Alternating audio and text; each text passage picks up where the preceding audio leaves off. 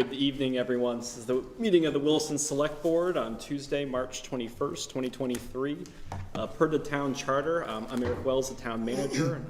This is the board's reorganization meeting, and I have the authority to call this meeting to order and welcome everyone to the new select board here. I want to welcome new select board members, Gene Jensen and Mike Isham, to the Williston Select Board. Thank you. I didn't have time today to prepare a robust summary of the town's history in my time with the gavel, so I think with that I will yield to the business at hand and call for nominations for the select board chair for this board here. Do I hear Mr. Manager, I nominate Ted Kennedy for the office of chair. Second that nomination. Are there any other nominees? Call for a vote. All those in favor of electing Ted Kenny chair of the select board, please say aye. Aye. Any opposed? The ayes have it. Chairman Kenny. There you go. Wow. Like Thor. Well, thank you. I don't have a speech either. I know that's probably very disappointing for everybody, but to continue on, the next order of business would be to nominate a vice chair. Mr. Chair, I nominate Rhoda D'Agostino for vice chair. Is there a second? Second. Any other nominations? Okay, calling the vote. All those in favor? Aye. Aye. All those opposed? The ayes have it.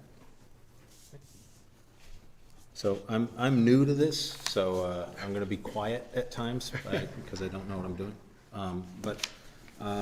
Next order of business, the minutes from February 21 and February 23.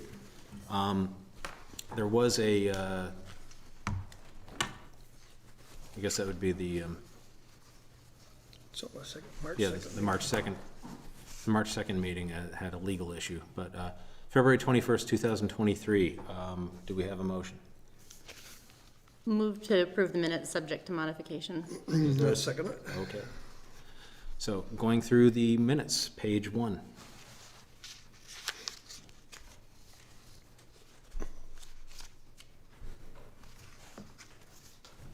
Page 2.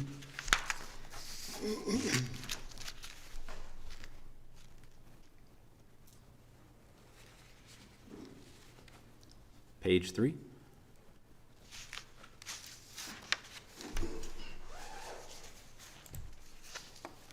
Page 4. I do have a question, Mr. Chair. I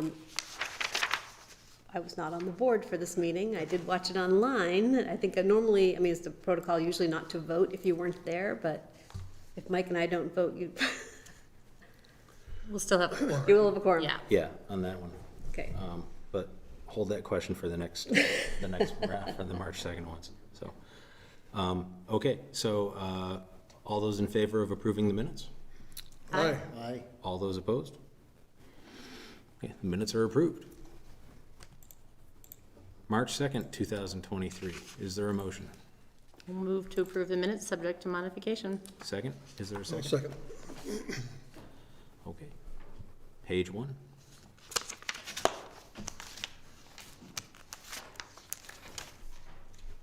Page 2. And before calling the vote, Eric, you looked into whether this can be approved? The town attorney talked about that? Yeah, I reached out to Vermont League of Cities and Towns Municipal Assistance Center because we have there were 3 members of the board present, and one of those members is no longer on the select board, Jeff Fairs. So a quorum is not present from that meeting to approve these minutes. VLCT advised that the minutes belong to the body and not, and they advised that even if a member was not present, they could vote in favor of approving the minutes to have these minutes approved. They suggested if someone was not present at the meeting to likely refrain from offering amendments as a best practice. Okay. That being said, calling the vote, all those in favor of approving the minutes? Aye. All those opposed? The minutes are approved.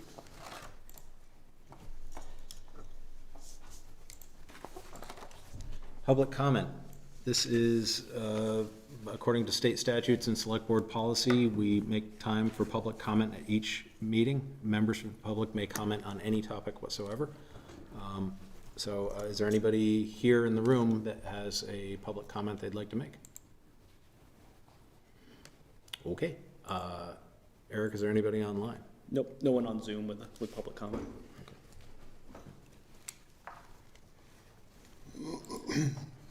Next order of business, Select Board Rules of Transaction and Meeting Schedule. And Eric, I think you were going to introduce the topic. Yep.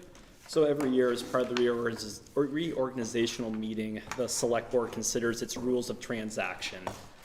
And this is called for in the town charter for the board to set these each year at its organizational meeting in March. I've included a copy of the proposed rules in your meeting materials. I haven't offered any proposed changes from the way these looked last year. An appendix to that is the board meeting schedule. We try to get that figured out early on here to get on everyone's calendar. The board's typically meets the first and third Tuesday of the month. The one exception, or three exceptions, rather. In July this year, July the 4th falls on the first Tuesday of the month. So in prior years, I'm proposing for the board to shift to the second and fourth Tuesdays in July. And then historically, the board's met once in August, so you'll see one day as the third Tuesday in August on this schedule. And then as we get into budget time, there's additional meetings in December and January leading up to town meeting day. Certainly, if the board has any changes to the rules of transaction, can discuss those, and otherwise there's a suggested motion to consider. Right. So is there any discussion or comment on the proposed rules? No. I had one, and that was Section 2, Rules of Order, guided by Robert Rules of Order. It's actually Robert's apostrophe S. And I didn't want the whole thing to be invalidated because there was a apostrophe S missing, so I thought I'd bring that up. I Googled it. Well, if you're going to bring that up, I do have a question. Under 6.1, quorums and voting, I assume present means even if under current state law, that can still be by Zoom, is that correct? Yep. That's still present. And eligible to vote, is there anything besides a conflict of interest that would make someone ineligible to vote? I would maybe look for a conflict of interest if the board member felt a recusal was necessary, but nothing I can recall that would disqualify. I couldn't really a vote think of anything otherwise. else either. Yep. And present would be covered by Section 5.2 that actually specifically says that hybrid meeting access will be offered using Zoom. So I assume that good. would mean that you can be present by Zoom. So. Okay. So we'd be looking for a motion. So I'd move to adopt the Select Board Rules of Transaction and Meeting Schedule dated March 21, 2023 for the term of the current Select Board ending in March 2024. Is there a second? Second. Is there any further discussion on the motion? All those in favor? Aye. Aye. All those opposed signify by saying nay. The ayes have it. Next item, designee for examining and allowing claims. Eric, you were going to introduce that as well? Yep, another item the board typically takes up during reorganization. It suggested the board designate one member and one alternate to sign warrants on behalf of the board. Warrants will be made available for informal review at regular board meetings. I think you saw it circulating this evening.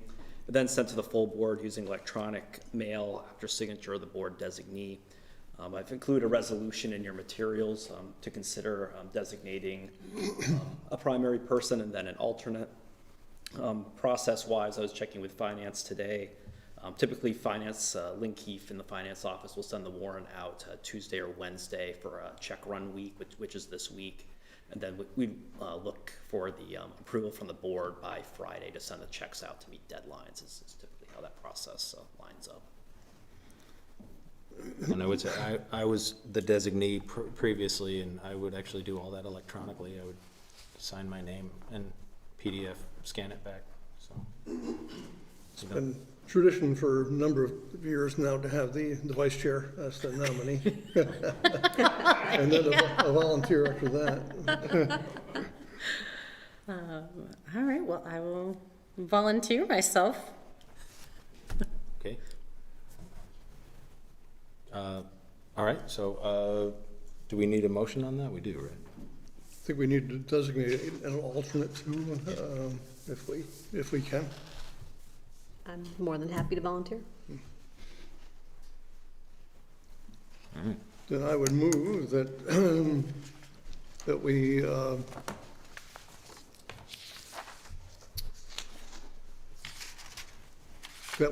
approve the resolution and having Greta D'Agostino as the designated select board member with the responsibility of examining and allowing claims, and Jean Jensen as the alternate member. Is there a second? Second. Can I second myself? Yep, you can. Okay, any further discussion? Okay, all those in favor signify by saying aye. Aye. Aye. All those opposed, nay. The ayes have it. Okay.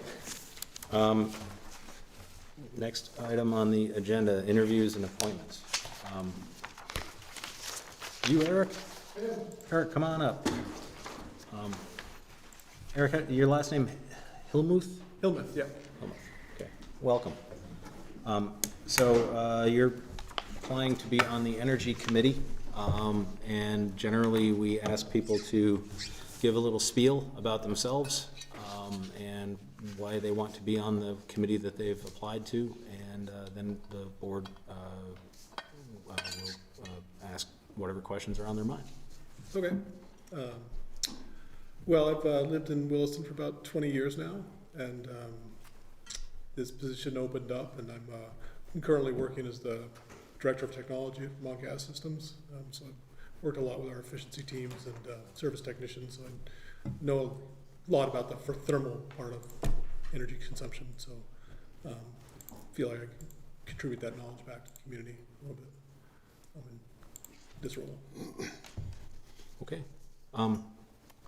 Questions from the board? Question for you, have you read the charge to the committee that we passed a number of months ago? No, Okay. I don't recall seeing it on the website. Have you had a chance to talk to any of the staff regarding what goes on at the meetings? No, not specifically. Okay. Anybody else?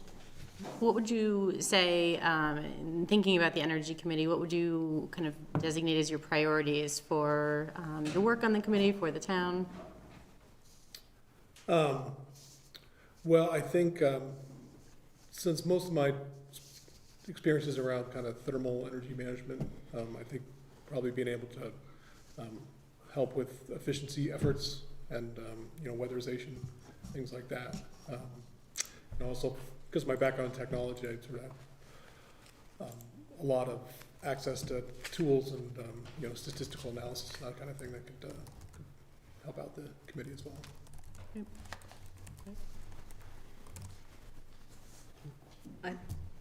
I'm a little concerned, given your professional background, putting somebody from the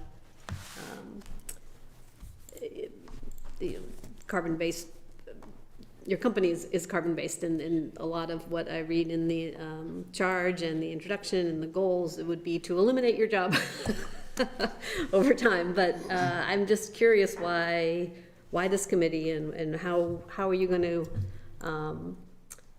bring your professional background and experience to a committee that's it appears to be working quite hard to leave fossil fuels and move to electricity, and how do you think you're going to finesse that with the rest of the committee? Well, I mean, two things. I think, at least professionally, my understanding of our efforts is that we plan to not be out of a job.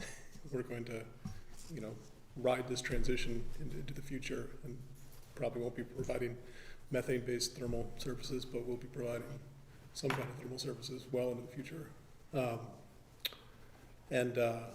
In terms of, you know, where I kind of fit in with that, you know, I think just having the knowledge of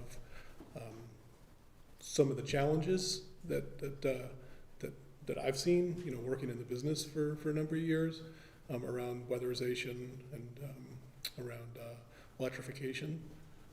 I mean, I think I could bring quite a bit to bear, and I think as a sort of as a you know, I'm obviously not acting as a representative of Vermont Gas, but I don't think that their long-term vision is out of line with that of any of the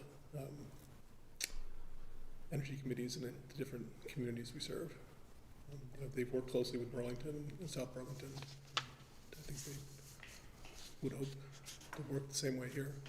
So I shouldn't be concerned that you'd be a bit of a drag on the committee, who's already have a pretty big load, a pretty big, you know, job to move us away from fossil fuels and into electrification. You don't feel you think you could be a help in that situation and not a drag on that situation. Yeah, I can't see being a drag on that effort, no.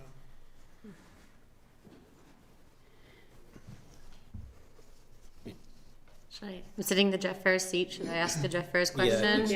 Yes.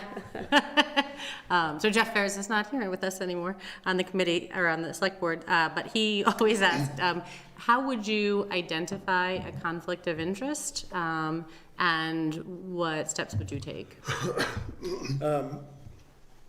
So I think it's going to be pretty apparent that I think anything specific to things that would impact, you know, the business that I'm in would be considered a conflict, right? You know, example would be maybe if they were looking at banning new gas connections, right? That would be a discussion that I would be able to take part in,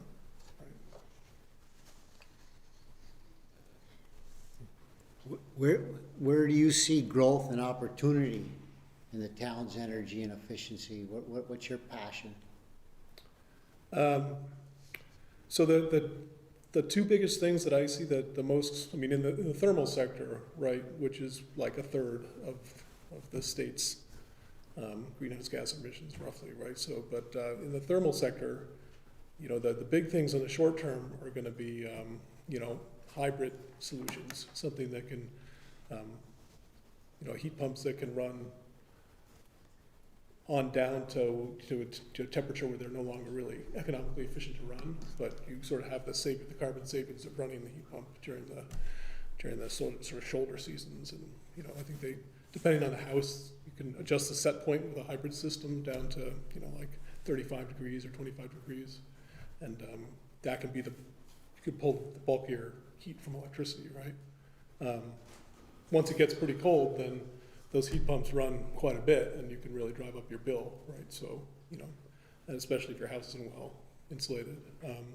And another thing that I think has a lot of promise is the network geothermal concepts that for towns our size and for a lot of mixed-use developments, being able to use geothermal heat pumps in a sort of a networked community-based system rather than sort of individual homes. There's a lot of interesting technology going on there and a lot of pilot programs happening. Things are moving pretty quickly. So those those seem like the two most promising. You know, and then the other pieces are you've got to figure out a way to get people out of their cars, right? And onto electrics. And then I think probably a final piece is supply, right? Like we can electrify everything, but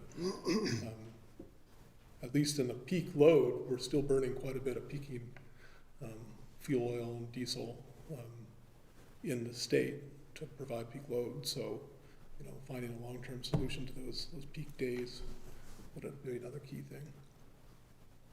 Thank you. Yeah. Any other questions? Okay. Thank you. Do we want to, is there a motion? Chair would entertain a motion. Move to appoint Eric Hillmuth to the Energy Committee for an unexpired 3-year term through June 30th, 2023. Is there a second? I'll second it. Is there any discussion on the motion? All those in favor? Aye. All those opposed? The ayes have it.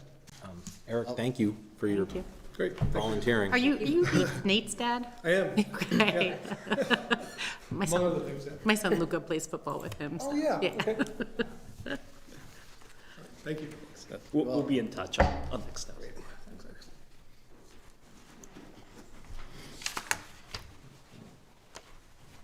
So, Jane was gonna be here? Yeah, I'm Should we getting, skip that? We're ahead of schedule, so. Great. I just connected her on Zoom. She emailed me Oh. and said she was having a couple tech challenges, but we'll Okay. see if we can get Well- her here. If not, we can. Shirley's always ready to jump in, even out of order. Let's see.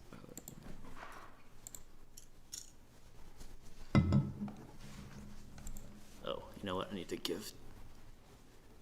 There we go. Great. I just connected her on Zoom. She emailed me and said she was having a couple tech challenges, but I'm here. we'll see if we can get her here. We're, Can you hear me?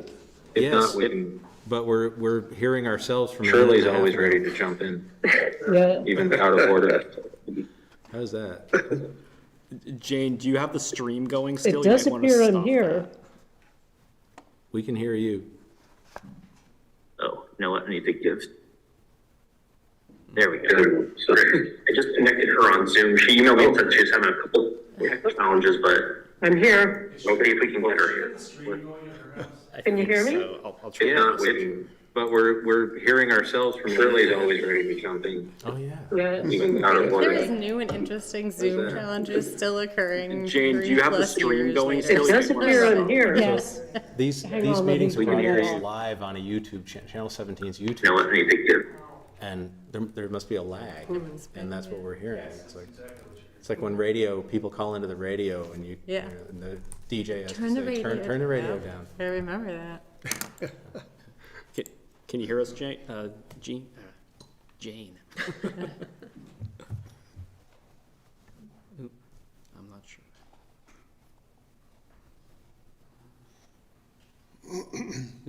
Hey, Jane, can you hear me?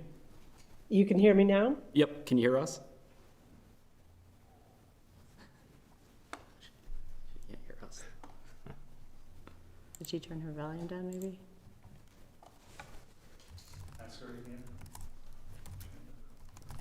Okay.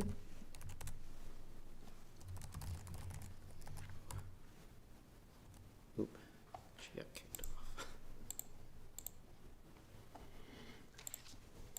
Well, I can pinch hit for Jane if we want to start it, or we can try to get her back and go to another item. Let's go to another item and try to get her back, is it?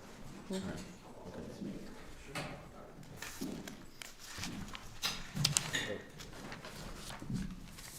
Given that, let's skip down to item number 10, auditor. Shirley? Sure. So I started my memo with just a little history for our new select board members tonight. So the town hadn't gone out for an RFP for their audit services for many, many years. So we did that in June of 2020, just to firms in the state of Vermont that did governmental accounting. We sent out 5 RFPs and 2 firms responded, and Sullivan Powers and Company out of Montpelier was selected as our auditor for 3 years. That, the end of their 3-year engagement just completed with the June 2022 fiscal year. So I am making a request of the select board to continue another 3-year engagement with Sullivan and Powers.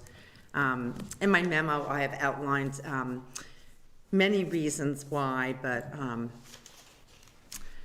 I think, as you heard, the auditors when they presented the financial statements, I have mentioned a few times to you that they are a real partner with the town of Williston. They certainly, in the world of governmental auditing, and Jean, you've probably seen this too, there's just not many options for education, and so I bounce a lot off them because my background prior to coming to the town was not governmental accounting, it was not-for-profit accounting. So they are a true partner. They're always there when I need them to bounce a question off, send an email. They respond quickly, so I do appreciate their service. There are only a few firms left in the state of Vermont who actually do governmental auditing. I'll just say in the 1 year previous to having Sullivan and Powers, we did not have a management letter. And when they came aboard, you know, we had lots of discussion with them, and they've had a management letter every year, and they have good comments, and we have a lot of good discussion during the audit. Let's see.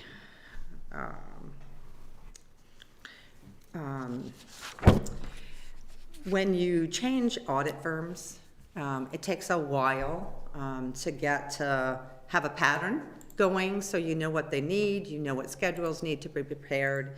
And so, you know, it takes a couple years to get that down. So this past audit year, other than the fact that it was very busy, went very smoothly. We prepare the financial statements ourselves, and most clients don't. But that's me. I need to know what goes into the audit, the financial statements, and how they're prepared. So we now, and when you switch auditors, it takes a lot of town resources to go through that process. So just for that sake, purpose, I would rather stay with Sullivan and Powers as well. So I have not asked them for an official engagement letter, because you first need to decide whether we want to stay with them or not. But I did ask them for fees. So they're going to keep the price for the FY23 fiscal year the same at $30,200, and then in the next 2 years, a 2 to 3% increase. So I'm going to read Eric's last paragraph he added to my memo. So I'm seeking direction from the Select Board whether it would like to consider approving a new three-year contract with Sullivan Powers at the future meeting, or would like to undertake an RFP process for audit services at this time.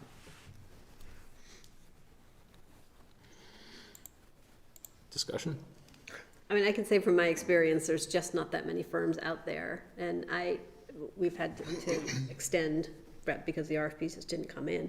I do, is it the same, I understand it's the same audit firm, is it the same person doing the audit? Because it would be really valuable to have a different person look at things, as opposed to, if you can't switch the whole audit.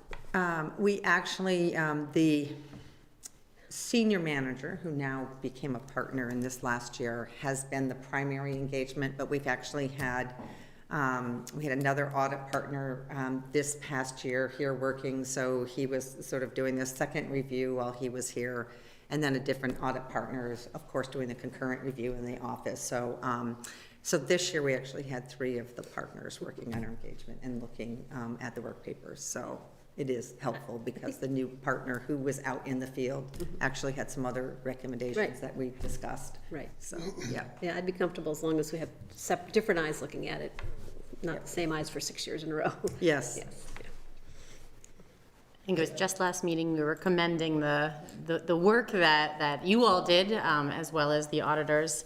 You know, what a great job that they had done in helping us to kind of streamline to some of the processes. And over the past few years, I know you've been really working on that. And so, yeah, I think that, you know, it makes sense to continue with them. I don't, it's all over my head, you know, just when I think of something like this, I think about, you know, like based upon their experience of doing the auditing and looking at the books, you know, no fault against what we're doing, but, you know, like, what do they see as our strengths and weaknesses? You know, a future risk or anything, is there any, have suggestions that they have? They do not talk about risk in the audit. So they're really looking at the accuracy of our financial reporting, making sure we are following our controls, you know, looking at fraud, but not necessarily looking at every single transaction for fraud if they come across it. That's their mission in the audit. Is the management letter in what you handed out? Is the management letter in this? It's in the back. It's one of the stapled documents in the back of the financials. It's like inserted in there. That tends to be where an auditor would say, I'm not gonna write you up for this, but consider Right. this improvement. Right, or like, some of their recommendations are, is need to update the purchasing policy to include some of the government, the single audit requirements we need to include for grants, management, trying to think of what else is in there. Sorry, I don't have it with me and I don't remember off the top of my head, but some of them have been there for a few years, Mike, and we're just slowly, there was a lot more and we're just pecking away as we have time to get to them. So they look at process and policies, accounting processes, things that we could make more efficient or do differently to make it more efficient. So that's how they help us in the audit. Okay, thank you. You're welcome. In the past number of years, we've had a recommendation to change auditors after a certain period of time, but it doesn't appear that we would want to do that at this time and not open it up to an RFP, but just re-employ Sullivan and Powers, in my estimation. Is it a 3-year contract? That's what we did the first time, so I'm assuming that's what you would want to. Typically, it's a 3-year contract. In my experience, it's been a 3-year contract, so we would just be looking for a 3-year contract again. Any other questions? Okay. It's not a thing that we vote on, but do we have consensus that this would be a good path? Yep. Okay. Okay, then we'll move forward and you'll see an engagement letter. Thank you. Thank you. I recommend we do what Shirley requests. You're welcome. So, is Jane? Let's see, I see her on, I'm gonna see if she can start her video, let's see if we can get this to work here.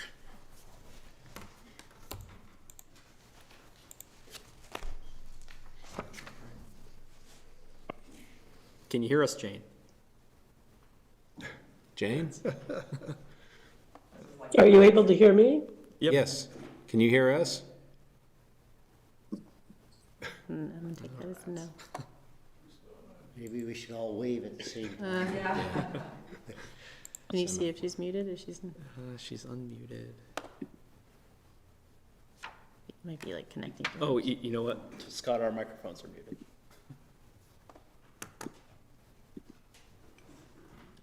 There we go. Can you hear us now, Jane? I can. It was on our, we just, no one noticed, so. Hello, Jane. Got you. Thank you for Hello, being how- patient. So, Jane, we're covering the issue that is the library, the patron services librarian position. What information do you have for us? So I'm assuming Eric gave you a little bit of background that Bonnie Lord, our youth librarian, has been promoted to the Assistant Director Youth Librarian position. And as you know, you approved the Assistant Director position to go full-time. Bonnie would like to keep her youth services role in addition to taking on the Assistant Director role. So we need to backfill a full-time position, and this is the proposed position, the Patron Services Librarian, who would take on Debbie, the current Assistant Director's non-administrative Assistant Director roles, some of the youth librarian roles as well, to free up Bonnie's time to be Assistant Director. So it's really moving around some of the roles from the two positions. Okay. Great. And I think, did I read that this actually does not have a budgetary impact? Because it's moving. That is correct. It would actually, there would be a savings. Great. Because the Patron Services Librarian is grade 7 and it's entry level. Okay. Questions from the board? So like with many things right now, many positions, it's hard to fill. What are your thoughts on the, speed and likelihood of filling this position pretty quickly? Well, I would hope to post it, if it gets approval this week. And I would hope to fill it in 6 to 8 weeks. The Dorothy Alley Memorial Library has a very good reputation in the library community and the town itself as being a good place to work. So I don't anticipate any difficulties filling it. Great. Any other questions?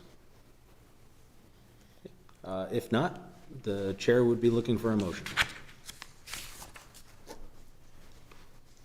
I would move to create a position of patron services librarian. Is there a second? I second it.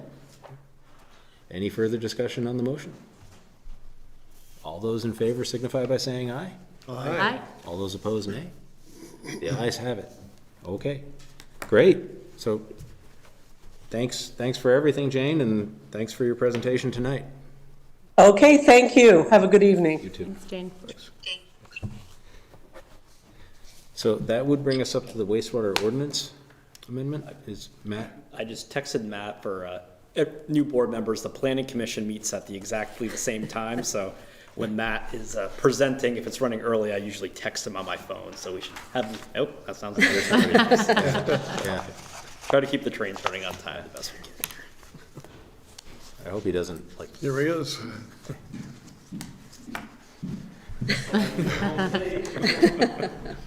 Perfect timing. Do you make? I was told 7:39, but I got the I'm sorry. early notice from Eric. Thank you for having me We're tonight. talking fast tonight. Do you make a big deal of like leaving the planning commission? Oh, I You- throw my, I try to slide out quietly.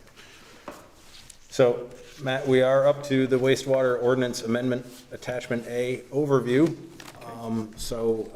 If you are ready to present, if you could do that, that'd be Sure. great.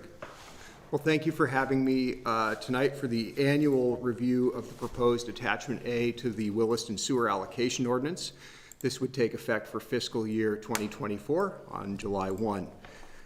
I'll give a brief overview of the memo, and then I have a couple things I want to point out in this year's attachment A that are a little different from prior years, not the least of which is it's now in color. It's very exciting. And for some of you, this will be old hat, and for some of you, this is relatively new, so please stop me anytime with any questions you have.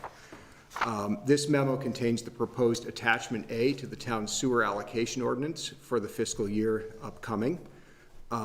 We talk a little bit in this memorandum and report about historical patterns of use of Williston's wastewater treatment capacity, new development that may come on and make use of additional capacity the town has at its disposal, and some of the long-range planning goals and considerations around how the select board makes sewer capacity available for purchase by users in the upcoming fiscal year.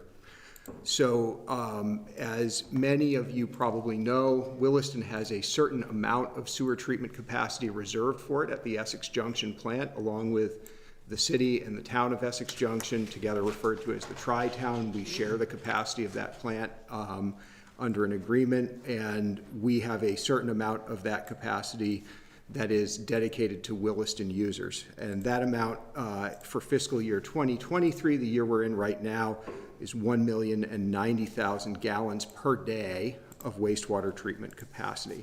It's about a third of the plant's capacity. We are currently in the second year of a 5-year purchase cycle, buying an additional 10,000 gallons per day capacity in each of those 5 years. So fiscal 23, the year we're in, represents the first year of that, and fiscal 24, the year that this memo is really about, is the second year, at which point the town will have 1,100,000 gallons per day of capacity available to it at the plant. So, couple things about sewer capacity. It has a relationship to how the town regulates the pace of growth, in particular residential growth in town, which has a more sort of granular system for regulating that pace.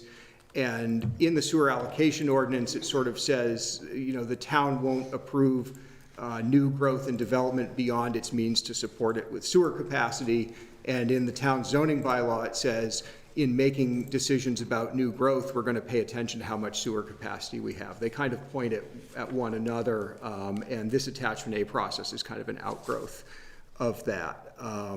So contained within this proposed attachment A, there's specific allocation recommended to be set aside for new residential development, and I'll go over those numbers when we get to them. First, the basics in determining how much capacity would be made available for sale in the upcoming fiscal year. You need to know how much you have available in total. And so I'm here on the bottom half of page 2 if you're following along on the memo. We have to think about the current amount of capacity at the plant the town has available. Again, for FY24, that's the 1,100,000 gallons per day. Any capacity the town has sold and committed to provide that's being used by existing customers. So this one's easy. We go down to Essex Junction, we read the meter. Actually, Bruce's staff does it, and they send me a sheet that has the reading on that meter for the end of every single day of every single month. We know how many gallons our current users are using, and that's what the nice color graphs are about on the next page. We also have some capacity the town has sold to users who are paying to hold that capacity but have not yet put it to use. So those gallons are out there, we don't see them at the meter, but we shouldn't sell them to anybody else because they're spoken for. And there's a small amount of that left in our system. And then there's the reserve. So a recommendation from the town's engineers, Aldrich and Elliott, is that 7% of the total capacity owned by the town should be kept in reserve to manage any fluctuations in use and not allocated to any particular user. So we have a 7% reserve. So the fun color graphs for this year, the existing flows, and looking at capacity needed for our existing users. The first graph you see with the green and blue lines, the green line extends from the beginning of sewer in Williston almost, from 1992 all the way to the end of calendar 22. And that's the average daily sewer flow for the year. So if we averaged up all the days of the year, what was the average daily flow? And you can see that from about 2000, or about 1992 to around 2006, it goes up and up and up, and then it fluctuates after that, but it stays much more level to the present day. In fact, looking at the axis there, there's a couple of peaks up above 700,000 gallons per day on the year. One of them's in 2006, another one's in 2011, and then one in 2019, but up and down in between. Well, if you think about how much has grown and changed and how much of that's on the sewer service area in Williston between 2006 and 2022, there's an awful lot of new users encapsulated in that. So why does the graph not keep going up and up and up? There are a couple of explanations for this, and I can't tell you how much of that why comes from any one of them, but we have some theories. Changing household size, so households get smaller, so those homes that were built and originally occupied by 3 or 4 people might have 1 or 2 people in them now sometimes. Demographically, our census data tells us that household size on average is getting smaller. Aging population, fewer teenagers taking long showers. Installation of water-saving appliances over time. A house built in 1985, that 1985 washing machine is probably history, and there's probably one that uses less water in its place today. Also, ongoing efforts by our Public Works Department to repair any leaks in the sewer system. Sewer pipes leak in, not out, so when there's a failure, groundwater or surface water runs into the system and ends up showing up at the Essex Junction meter. So if you can keep up with that repair, you can actually take down the amount of flow a little bit.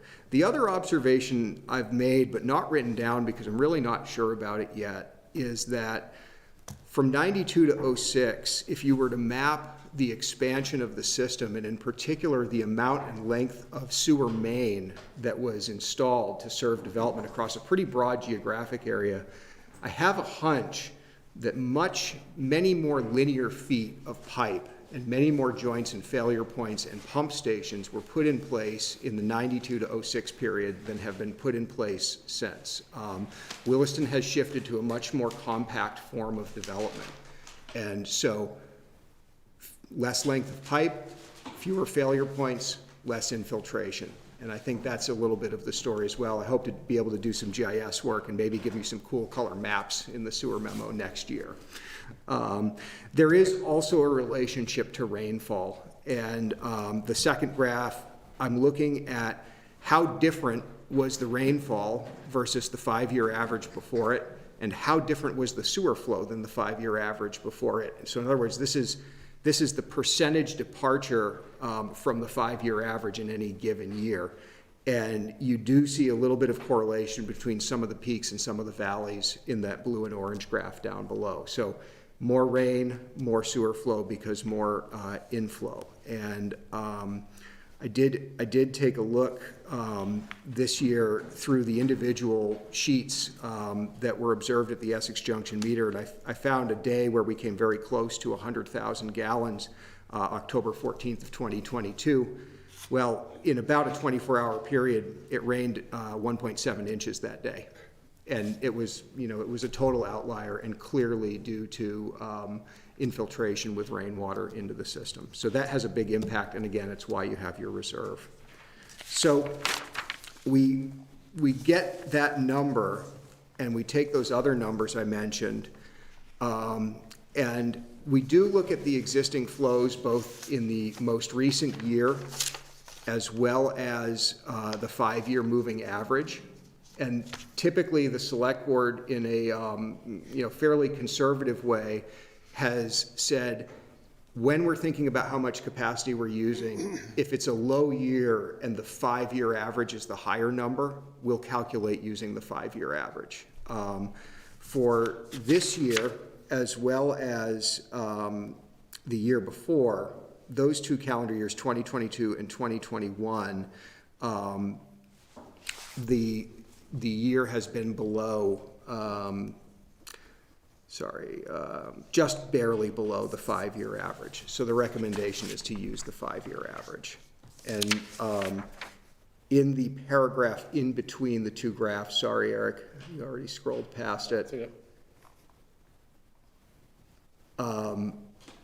There's a second 2022 in that first sentence, and it should say 2021. So in 2022, the daily volume was just below the 5-year average as it was in 2021. I wanted to catch that. I'm really struggling to make all my numerical corrections without member Fairs here anymore to do it for me. So I wanted to thank him at town meeting for always doing that, and I didn't get a chance, but I did my best to do right by him. I hope I don't get a phone call tomorrow if he's watching at home. Thank you for that all those years, Jeff. So the recommendation is to use the 5-year moving average. That's 676,720 gallons per day. And then we have to look at the capacity we've committed that's not yet in use. And here again, I'm sorry, I have to correct myself. In that paragraph, it says 40,058 gallons per day, but some of that has been put to use, and the correct number is 38,001 gallons per day. And that number is correct in the table below from which the calculation was made. Similarly, the 7% reserve, because we're at 1,100,000 now, it's not 75,600 gallons per day, it's 77,000 gallons per day. And again, that's correct in the calculation table below. So if you do look into table 1, for FY24, we have the 1,100,000 gallons minus what we're already using, minus what we've already committed to users, minus the reserve. And the remaining capacity for FY24 that the select board has available to look at is 308,279 gallons per day of treatment capacity. For quite a long time now, the Planning Commission and Select Board have wanted to take a long-term outlook to sewer capacity. In other words, great, we have over 300,000 gallons per day of treatment capacity. Well, that's got to last for quite a good long while. And the planning horizon that we've chosen to use is 20 years.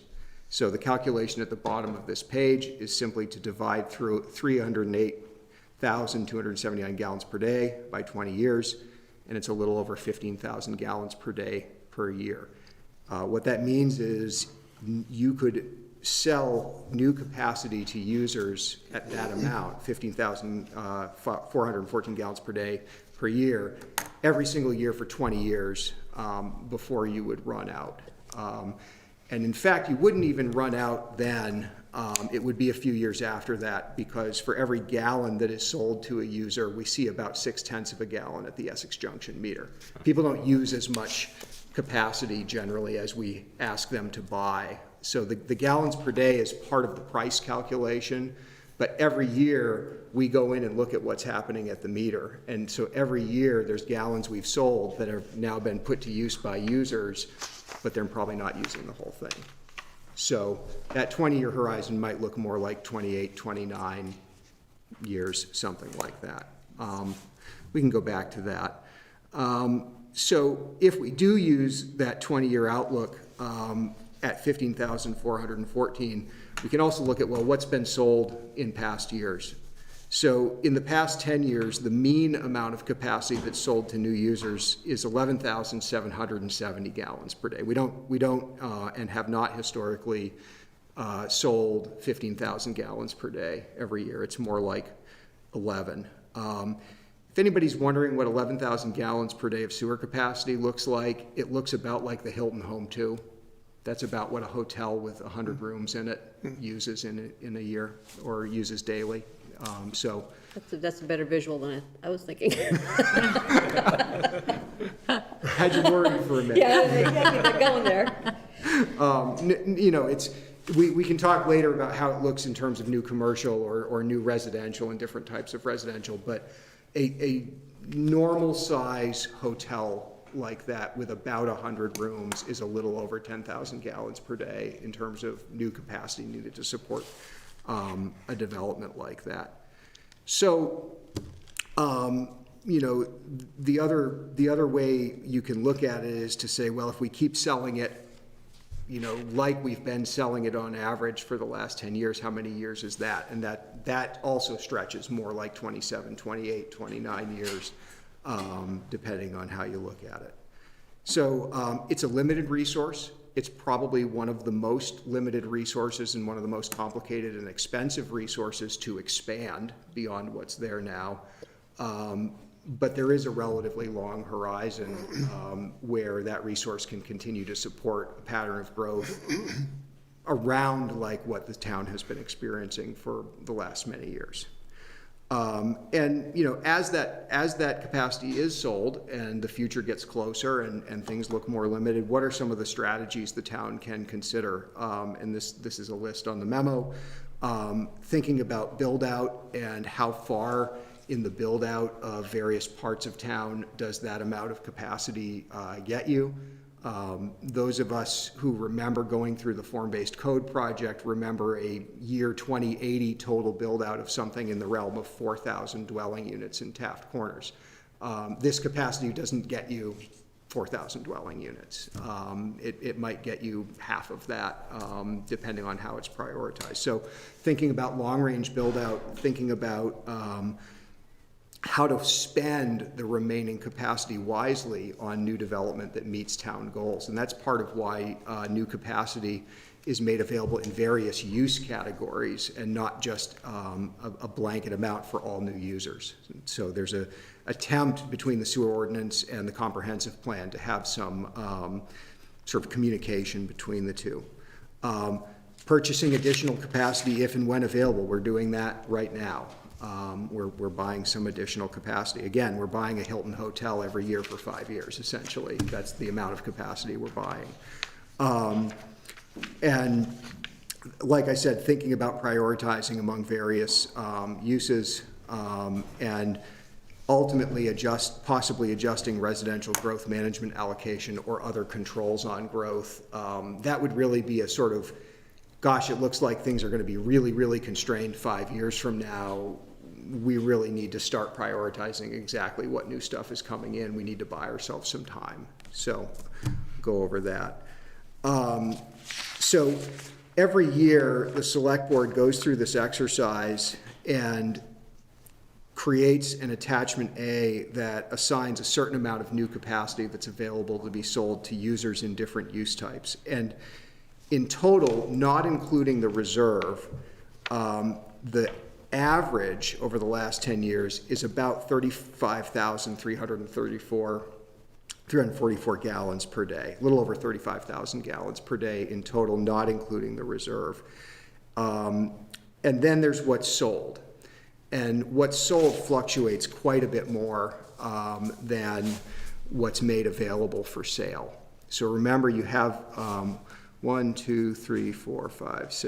7 different categories of sewer allocation, and there's headroom built into every one of those categories.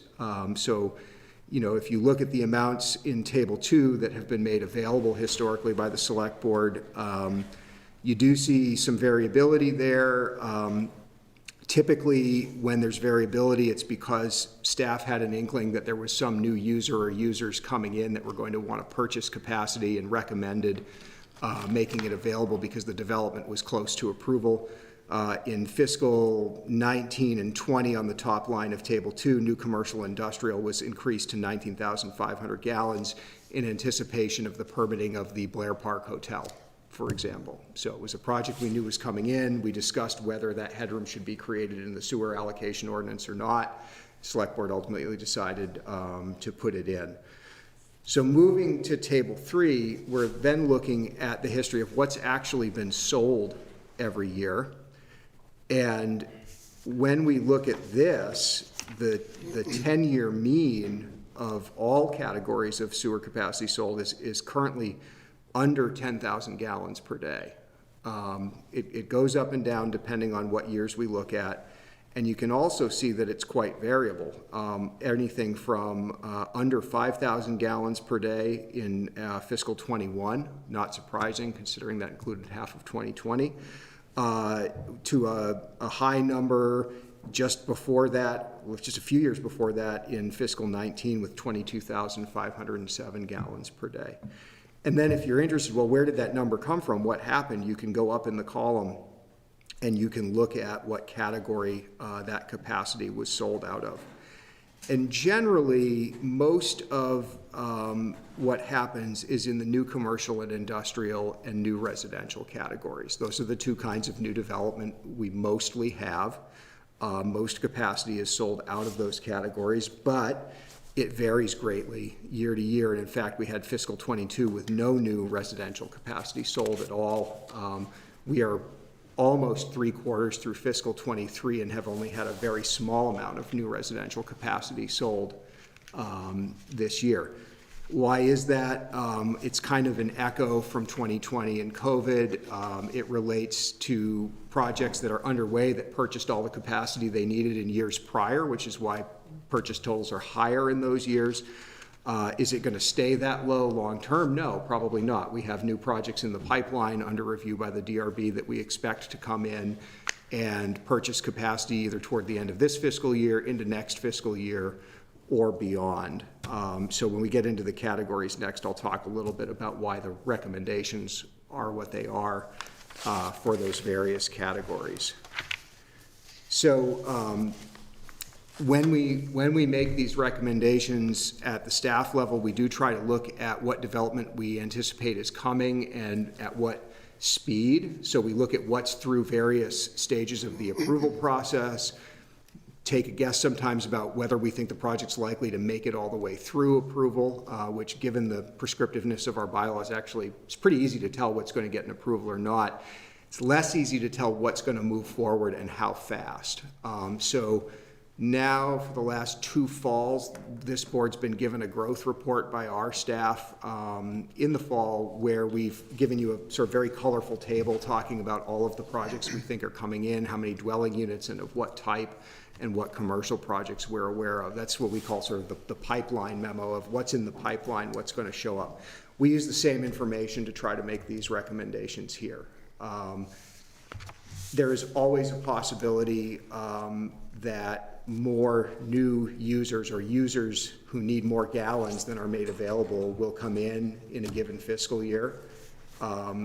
There is the ability for the select board to come back and amend the sewer allocation ordinance as many times as you want, as many times as you want to go through this. There's some reasons not to do that. It's an ordinance amendment, so it creates significant delay. And what we're told by our development community is when they have a project that needs allocation as a prerequisite to their state wastewater permit, they're not able to move forward in their state permitting process until they obtain that allocation. So if we say, well, that's great, we don't have any to sell, but everybody's supportive of going back and amending the ordinance, it's still a 90-day delay before they can even really file for their state permits at that point. 30 days to warn the hearing, 60 appeal after. So there's some good reason to try to have a little bit of breathing room in what's made available to new users. So I'll go through those categories really quickly, and we can come back to ones that folks have questions about. The first proposal is new commercial with a total of 15,000 gallons per day of allocation proposed for that category. We're aware of a couple commercial projects coming through. Nothing in permitting right now that's a really heavy user of water, and we do have a new grocery store on the books, although that may actually come from an applicant who already has some of that reserved capacity we just talked about that they might be able to put to use on that. So there's, again, some variability and some choice in that. In new residential, you'll note that this is really the biggest difference number-wise from prior attachment A's. I'm recommending, and this, I reviewed with the Planning Commission, they recommend as well, 30,200 gallons per day in the category for new residential. Couple of reasons for that. The first I've already been over, which is we've had a couple of low years in which we've had approved projects on the books that have not stepped forward yet to purchase capacity, and we expect that some of them will. As they accumulate their growth management allocation, they perfect their approvals at the state level. We think there's been kind of a lag, a little bit of an echo from COVID, also just kind of a fluke of when projects come in and when they don't, and we expect higher demand for new residential this year and would like to be able to support those permitted projects getting into their first phases with this allocation. The other reason this is a little bigger is as the Planning Commission was looking at attachment A this year, they were also looking at the housing needs assessment. One way to be supportive of housing is to make infrastructure capacity like sewer available for it. We do have the possibility under the administrative approval provisions of the form-based code that we might see a building or two with a residential component that comes in during this, that we don't know about yet, but that makes it through approval before the end of FY24. One of the exchanges for heightened design standard scrutiny in the form-based code was a more rapid approval process and a more efficient one. So trying to build some flexibility in there to support that change in zoning as well. And in the table under new residential, this is just a hypothetical showing how we allocate gallons per day for different kinds of homes, whether they're 1, 2, or 3 bedrooms.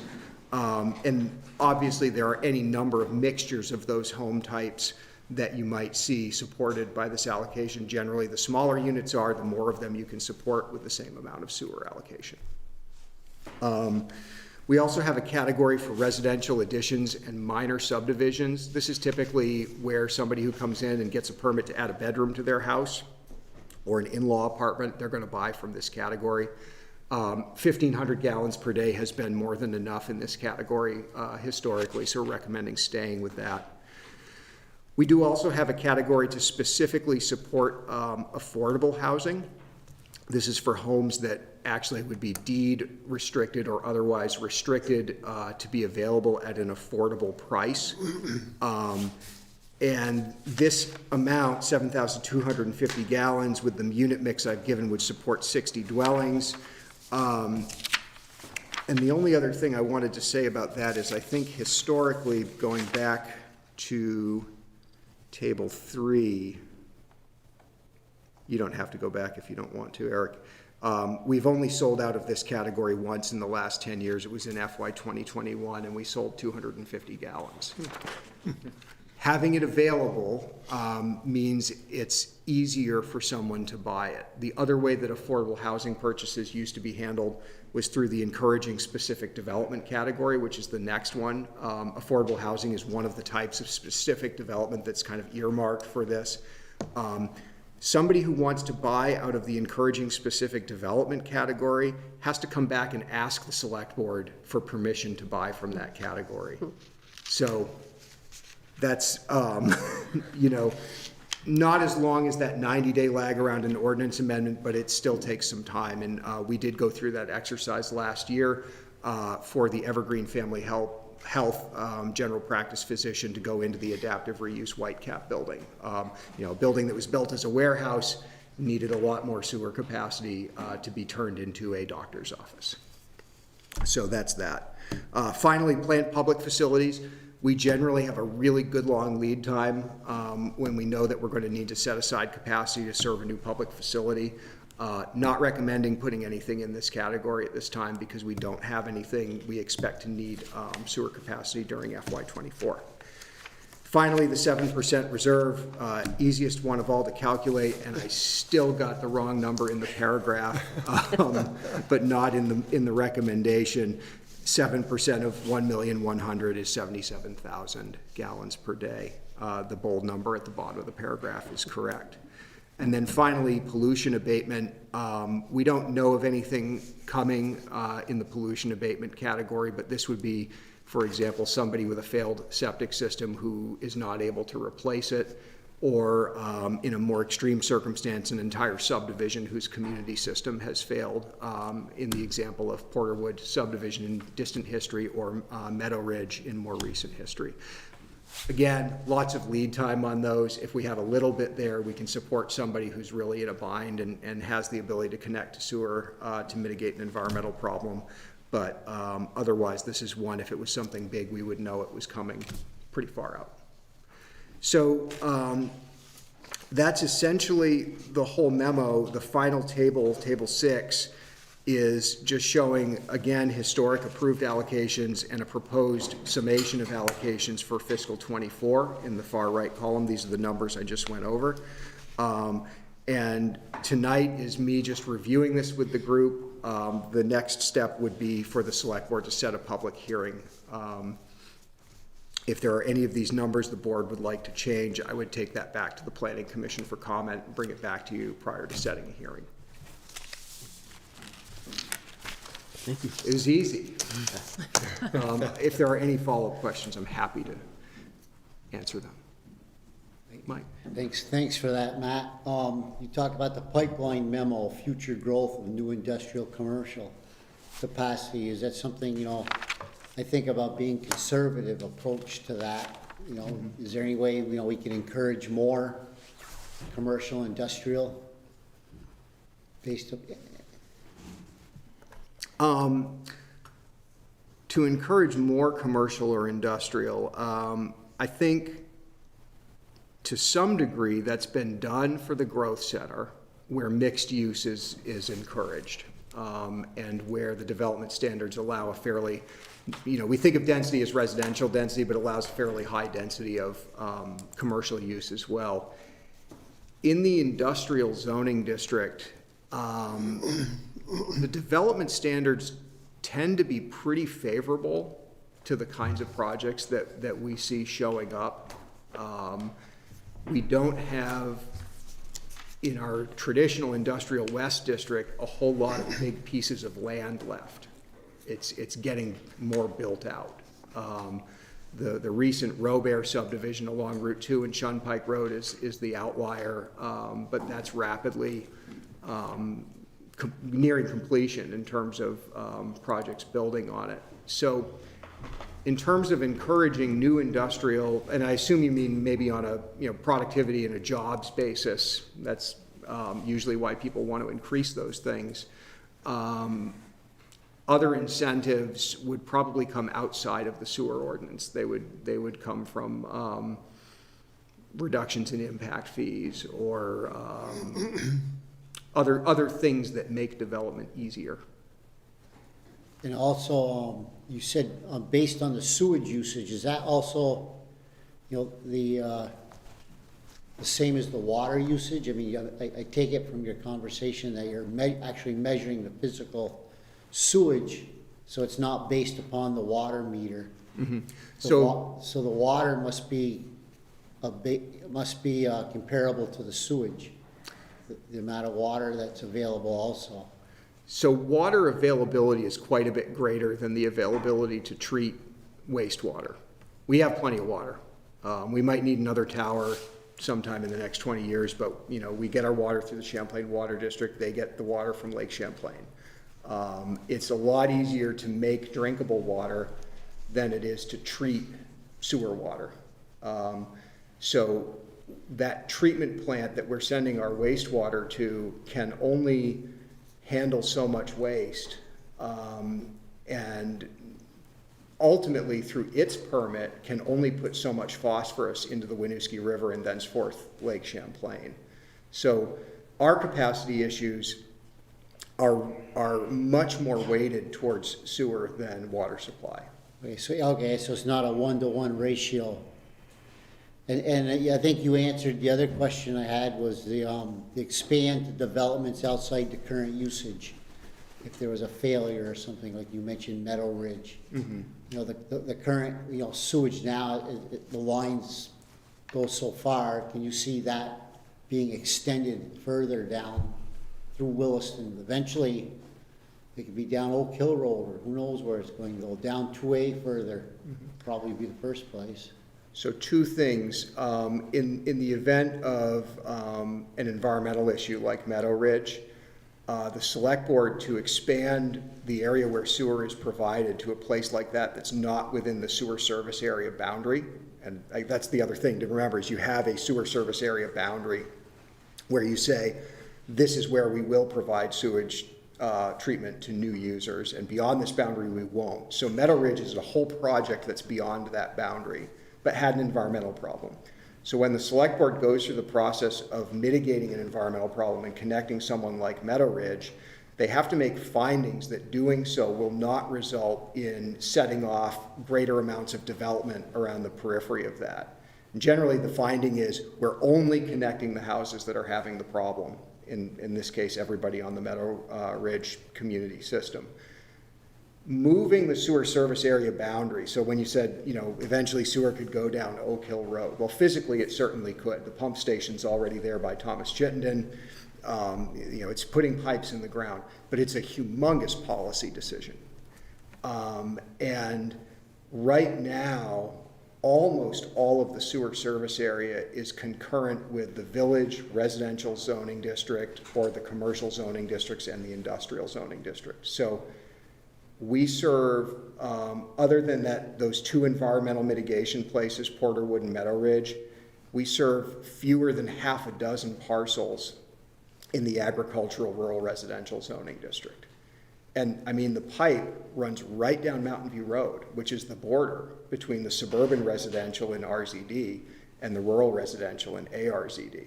There's no physical reason you could not serve a development just like an RZD development on the other side of Mountain View Road. But for 40 plus years, there's been a policy direction in Williston to say the line is here, the zoning boundary is here, this side of Mountain View Road is residential density, and this side is an agricultural rural density. So I would, as the town planner, advise that if there was a decision to expand where sewer was available in town, that it be made in concurrence with a land use designation decision and a zoning change decision. It's other words, a big deal to do that. I would expect one of the things we will do as we get going on the 2025 town plan, which is the next town plan, needs to be in place by August of 2025. We will ask the community for input about those land use designation boundaries. So literally going out to the citizens of the town and decision makers and saying, Should the residential district be extended beyond the boundary it has now, and if so, where or how? And I fully expect if I stand up in a room full of Willistonians and say, should we zone more of the ag rural zone suburban residential, I'll probably be told no. If I'm lucky, it'll just be no. But it's very important for the community to understand the relationship between what's physically there and what's there because of regulations that have been adopted by the town, plans that have been adopted by the town, and say, yeah, you know, for the next 8 years that this plan is in effect, we won't consider moving that boundary, or we will consider moving that boundary. So that your planning commission, and ultimately the select board that comes after you, can make decisions based on that comprehensive plan. So, sorry, really long answer, but you let me talk about land use policy, and there you go. Yeah, I apologize for picking on somebody there. That wasn't my intention. But, you know, we've had leaks in the past. You talk about, you know, the ups and downs. Could have possibly have been a leak. There could possibly still be a leak somewhere, possibly. There's almost always a leak somewhere. You know, another one of our outliers was a user who had their water shut off, had illegally turned it back on, and then let the building freeze, and also had a sump pump illegally connected to the town sewer system. So we're just running it. And, you know, it takes a while to track those down. And that, again, that's why you have that really big 7% reserve, is so that you can withstand that stuff. But you're always fixing leaks. There's always going to be some. You're always trying to get a little bit better, but it's just part of that piece of infrastructure. And you know, you can see, I think the strongest correlation I could ever find was against rainfall. You do see a little bit of the economy in sewer flows too. When people start going out to eat more, you see a little bit there. But I tried to run rooms and meals tax receipts against sewer allocation or average daily flow years. I could not find the same correlation that I could find with rain. Thank you, Matt. Sure. So I noticed, and you were talking about, actually nothing has been allocated for affordable housing for the past few years, but this is the first year in, you know, past 5 years, 6 years, that we've seen a relatively large bump in allocation for affordable housing. Are you anticipating, right, because it was 72.5 you're recommending this year, and it was 47.5 Yeah. last year, so I mean, that's not huge, but it's, so are you anticipating a project for affordable housing coming in to necessitate the bump? I'm hoping, but I'm not anticipating anything specific right now. So again, going back to the policy conversation with the Planning Commission, the issue of the moment, wanting to be supportive of the creation of affordable housing, and also supportive of some policies in zoning that might be amended before FY24 is over. And I want to really sort of save that for when I'm back in front of you folks in a month to talk about the housing needs assessment and some of those policy responses. But suffice to say, they would be in part about getting some residential projects off the ground that do bring a significant amount of affordable homes to the table, and doing that in a way that you know, meets the town's other goals in the comprehensive plan. And again, just having that headroom there, if that really, you know, if that policy change goes through and works, to not have it come to a crashing halt because there wasn't headroom in the sewer allocation ordinance. Good. I'm very excited about that. Matt, I was a little concerned about seeing a doubling of the allocation for new residential. That was a bit eye-popping to me, but then I see nothing. We didn't use any like 2 years ago, and I think I heard you say we haven't really used any. I'm looking at FY22. We haven't sold any. We did not sell any for FY22. 23. And how are we doing this year? We haven't sold very much yet, but there's often a little rush at the end. In fact, we were expecting that last year, and then it didn't happen, and we left it at zero. Yeah, I mean, I'm not sure this is the time to be pushing the accelerator on new housing, but I think what I'm hearing you saying, looking at the list of I recognize a lot of these projects, so these are projects that are in the pipeline and it's sort of built up demand that we need to be ready for. Is that fair, or? Yes, and I would add to that, you know, when we see a project in the pipeline, say a project with 50 dwellings in it, Williston's experience of a project of 50 dwellings, unless it's a 50-unit apartment building, but say 50 duplexes or 50 single-family homes, from DRB approval to the last certificate of occupancy, that might be 6 or 7 years sometimes. And I've made this argument before when we did some growth management reforms in 2017, our local sort of development industry capacity is not like it looks in, you know, Scottsdale, Arizona or Florida. It's generally quite a bit more incremental. So what having sewer capacity does is it allows the town to sell that to a user who then pays the town to hold on to it. But it doesn't tend to accelerate their build out that they're able to buy the capacity. You know, what we hear from our development community right now is what's slowing them down is that interest rates doubled in a year. Labor is hard to find. Projects are very hard to get completed as a result of that. There's a lot of compounding issues for a production builder of, well, I got everything done except the closet guy decided not to come today, and the painter won't come until the closet guy is done, and I had to tell the painter guy to go away, and now he's mad and he's not coming back for a month. And we hear this every CO inspection I do in a new development, there's a story like that. So, and even in the best of times, users will buy that capacity, they will, you know, get through the remainder of their overall development approval. What they tell us is generally if they are an Act 250 project, the state permitting regime, Act 250 wants them pretty much through the local process before they go do that. So then that's 6 to 9 months. It being Vermont and us having winter, that often takes out an extra construction season. Or Public Works Director goes and posts the roads for a couple months, and no earth moving equipment is going over the road. So there are all of these things that kind of compound.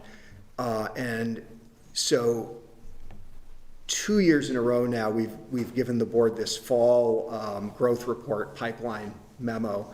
And we've always said this is like the very most optimistic, theoretical, as fast as this stuff could possibly build prediction that we have. Next year, I am proposing to staff that we go back to the first one we did 2 years ago and say, how far off were we? Things are significantly slower. So I don't find the ability to purchase capacity to be a determining factor in the speed, but the inability to purchase capacity is a huge limiter. And it's build out town-wide or even in a project is what I say is lumpy. It doesn't happen at an even rate no matter how we try to regulate it. And you can kind of move those lumps around, but it's really hard to flatten it and get, you know, a very even number of dwellings every year. Does the developer have to buy the whole, if they're building 50 units, they need to buy all 50 units? No, they can buy partial capacity. They need to buy capacity to support any permit they pull. So a developer who pulls 100, you know, buys capacity for 100 units in a subdivision, they then are cashing that capacity in each time they pull a permit. And developers do it all different ways to manage their costs. We have some who have been holding capacity for a very long time, actually an amount of time we no longer allow people to hold capacity for, because that policy has changed. And we have some who come in, and every permit that comes in, you know, I'm saying, okay, now go upstairs and buy your sewer capacity before I sign this permit, you know, literally one house at a time. Any other questions? So again, we're not approving any of this tonight. The thing before us is whether we schedule a public hearing. So the chair would entertain a motion. So I'd move to schedule a public hearing to receive comments on the proposed attachment A of the sewer allocation ordinance for fiscal year 2024. Is there a second? Second. All those in favor signify by saying aye. Aye. All those opposed, nay. The ayes have it. Okay, Thank you. great. Welcome, Matt. Thank you for. So that does bring us up to manager's report? Yep. Okay. So I distributed yesterday the finance report through December that Shirley put together. Shirley, if you wanted to walk through that for a moment for the board.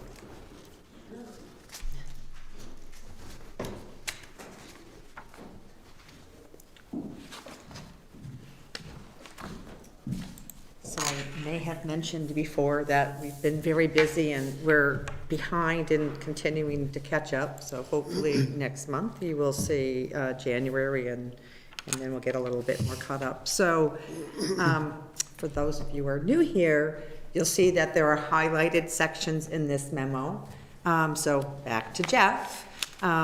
He, on my copy, when I was reviewing every month, I was highlighting just the changes so I wasn't regurgitating every meeting to hear the same thing. So he said, oh, can you just do that for us as well? So hence, that's why you have the highlighted sections. And those are typically the only things I touch upon. So there are only a couple new things from our November to December. So the town was awarded a highway paving grant in the amount of $157,000 approximately, which is not included in the original FY23 budget. The grant was last awarded in FY19, so it's not something that we get every year, and even though you apply for it, you're not necessarily going to be awarded anything. And so currently the plan is to use those funds for additional retreatment before the end of FY23. We have already expended our retreatment budget for the year, so we'll have additional revenue and we'll go over our budget line for retreatment. And then the only... State money? That's state money? Is that a state grant? It is. Yeah. It's not really a grant, Jean, like you and I would think of a grant, but you just apply and you get awarded, so there's no like official grant agreement. Yeah.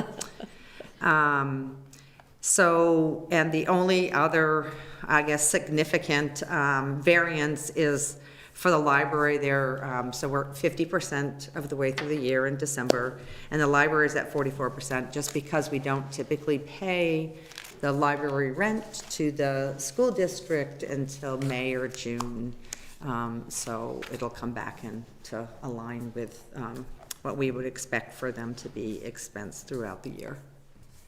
So those are the only two changes. So any other questions? You know, it takes me more than a few minutes to absorb these, and I did get it a little bit right before the meeting, but, so any big concerns, like annual, like full year concerns that I've missed out, Mike and I have missed out on by not listening to every meeting in the last? Not at this point. Thank you. I mean, so maybe the piece of good news is that our local options tax is, this only represents one payment, because we get it in November, then February, then May, and then August, and the August payment comes back. So this only represents, these numbers represent only one payment, but we obviously have got February. So year to date, I didn't bring that with me, we're 200 and something above what we budgeted. So, so that's been going well beyond, and we even increased the FY24 budget by, I'd say, a significant increase because of the way that our local option tax has been rolling in. Good. So the only thing we wish we could get, I heard somebody say something, Matt was referring to it, we have tried to get from the state the local options tax, like what's retail and what's online, and they will not share that information with us. It would be really, I mean, because that's truly what's driving the sales and use portion of this, the sales tax portion is the online sales. And actually, I need to check back, because S60 in the Senate was a proposal to allow that information to be released to essentially the town manager to keep in confidence and advise boards without proprietary information going out. I'm going to check, because that bill was before committee last Thursday, and the board authorized the chair to submit a letter of support for that bill a couple of meetings ago. Yes. So I know it got voted at a committee, the LCT. Okay, Obviously, chat on Monday, so we'll go to the House. continues to move forward. There's a couple other Thank you, Shirley. quick highlights here. Pleased to announce that Christine Doherty, who served as our stormwater coordinator since 2019, we promoted her to Assistant Public Works Director. So we'll be working now to fill Christine's former position, and it's great to have her in-house to help train the new stormwater coordinator and help carry the ball till we get someone in that position. Jeff Fairs served as the Select Board's representative to the Catamount Community Forest Committee. Per the committee's charge, the Select Board has a representative to serve on that group. Typically meet the second Thursday of each month, 5:30 to 6:30 next door. Like you have a future agenda item for the board to consider appointing someone to that group, so something to be thinking about if anyone's interested in that. Good. Our Community Center Scoping and Library Assessment Steering Committee, still need a shorter name, will be meeting on Thursday this week. Things are going well with the our first wave of interviewing community members. I know chatting with Greta, she's been chatting with a number of folks for that, and other members of our committee. Black River Design, our architectural consultant, has finished an initial assessment of the library space on the green. They shared some potential ideas with the trustees the other night. It is viable to consider an addition on that facility. That was kind of because that's the big news right now, that that's not off the table. It's an option to consider, but the committee's going to be getting a similar walkthrough that the trustees did the other night, as that kind of factors into their work, and ultimately their deliverable to you and the trustees is a kind of pros and cons of different options, looking at library, community center, recreation, indoor facilities moving ahead. So that project, it's moving along nicely. We'll continue to, committee meets about twice a month, and we'll see it pick up a bit more here as we get into the spring. Hot off the press today, planning department and the town received a municipal planning grant in the amount of just over $26,000, a fully funded application. This is to assist with the comprehensive plan, community outreach and engagement efforts. So I shared that with the department today, and it's going to help them have a more some more resources in that effort moving ahead. So that's a nice award for the town to get. And Eric, then, what would they spend that on? yeah, different efforts for community engagement. And using some resources, web resources, more kind of mailing resources. I can share the application if the board's interested in viewing that too. And then finally, met with Town Meeting TV last week. We're hoping to get rid of this right here. I don't think he's pointing at you, it's okay. Yeah. It's worked for a period of time, but one thought is we put that first TV on the screen over there. Could think of doing something the same over here. The board's interested. Other idea, we could try getting a little cart for that TV to put it in front down there. I can monitor. I think that cost was maybe $800-900 with the TV and the mount. The board's interested in having kind of a mirror image of large monitors in here. I can look to see if we can make that work for the end of the fiscal year and install it. So, wanted to check with you before I go putting big TVs in the room anymore here. I think it's really been helpful. I think especially when there are things that have been presented, it's very difficult for people in the audience here to see, and the TV has made it infinitely easier for people to be engaged in what's being presented and so forth. And so I would certainly support having another one here mounted. So you think that would disappear and that? Yeah, we would take this out of the way. We put another TV essentially here facing out. Thought is we could get, audience on each side could see it, and then the board, no matter where you're sitting, you could potentially look at a screen that way. Other option is, or in addition, we could put a TV like that on a cart and kind of sit it there. So Ted and Terry, your line of sight might be to a TV over there rather than turning over here.